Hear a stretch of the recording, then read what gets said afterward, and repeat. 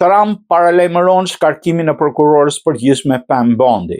Presidenti Donald Trump po shqyrton me seriozitet mundësinë e shkarkimit të Pam Bondit si prokurorës përgjithshme të Shteteve të Bashkuara sipas burimeve të shumta mediatike amerikane. Ky diskutim vjen në mes të një shqetësimi të thellë brenda administratës rreth mënyrës se si ajo ka trajtuar dosjen e ish trafikantit të qenieve njerëzore Jeffrey Epstein dhe performancën e Departamentit të Drejtësisë në hetimet ndaj kundërshtarëve politik të Trumpit.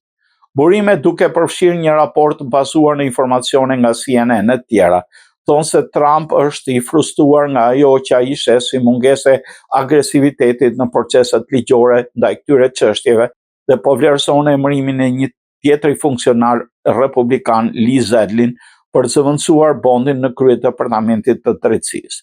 Megjithatë, deri tani askush nga shtëpia e bardhë apo Departamenti i Drejtësisë nuk ka bërë ndonjë njoftim zyrtar lidhur me një vendim të tillë. Në një deklaratë publike, Trump e ka mbrojtur Bondin duke thënë se ajo është një person i mrekullueshëm dhe po bën një punë shumë të mirë, pavarësisht debatesh të brendshme.